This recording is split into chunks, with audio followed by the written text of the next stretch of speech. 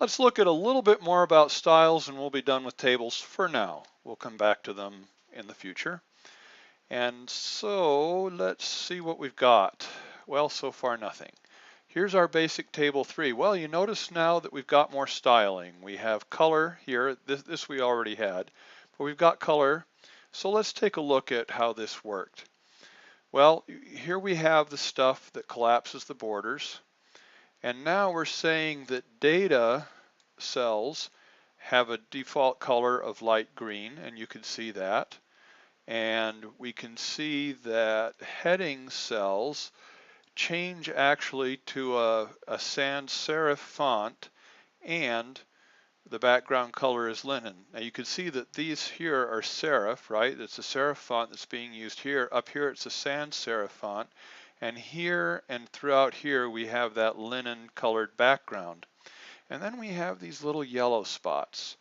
Well, here we have a class called lyel, and it requires that something or sets something to be light yellow.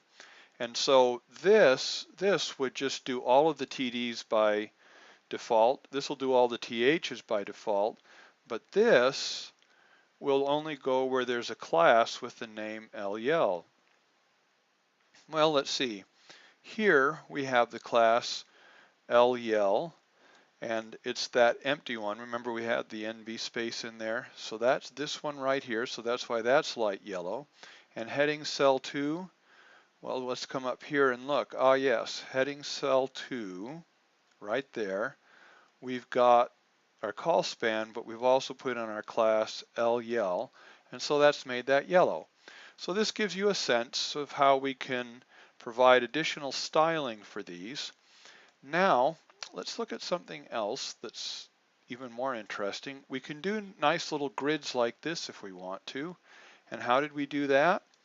Well, here we just have 6 rows of 6 cells, and I alternated the cells here from TDs to THs, and there's a reason for that.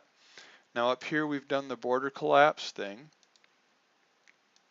and here you'll see that with TDs we have given them a lawn green background, and we've set the width. We've set the width to 50 pixels and the height to 50 pixels. That's why they're squares. We did the same thing with THs. The only difference is that with THs we made them cornflower blue. Now I could have just used all TDs or all THs and then used classes to give them their colors, but this was just a little bit easier, and it shows you how we can be creative with these things. We know that our cornflower blue things are THs and our lawn green ones are TDs. But what about these 4 in the middle? Well, that's a background color called bisque, and again here we have it defined as a class BSQ. Here we go.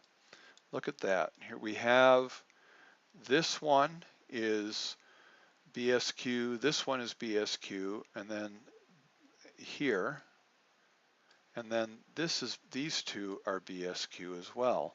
So the top 2 are these and the bottom 2 are these. So we can create grids, and we'll see in the future how this can be more interesting, but we can create grids like this for ourselves. So that's kind of interesting. Now let's look at one more thing. Now we have, this is the one we had here, but we've replaced the image of a table with another table, with an actual table. And if we come over here, you'll see that basically here is a table all right there.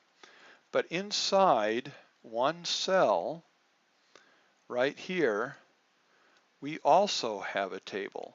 So it is this that gives us this table right here. And then it is the outer table that gives us the whole outer table. And we played the same game with this inner table that we did back here with this one. The difference is that we made things a little different in size. If we come up to here, you'll notice that for TDs we have a class INR. that gives it a background color of red and a width of 35 pixels and a height of 5 pixels. For THs, we have a THINR, and that does cornflower blue in the background and a width of 35 and 5. And then we just have kind of a raw class called bisque. And so you can see that we've used INR for everything except the 4 center ones. And so up here, if the INR is for a TD, it's going to give it a red background. If it's going to be for a TH, it's going to give it a cornflower blue. And then for these 4, this one and this one and this one, well, maybe I ought to highlight them. This one and this one and this one and this one will give us bisque in the 4 center rectangles right here.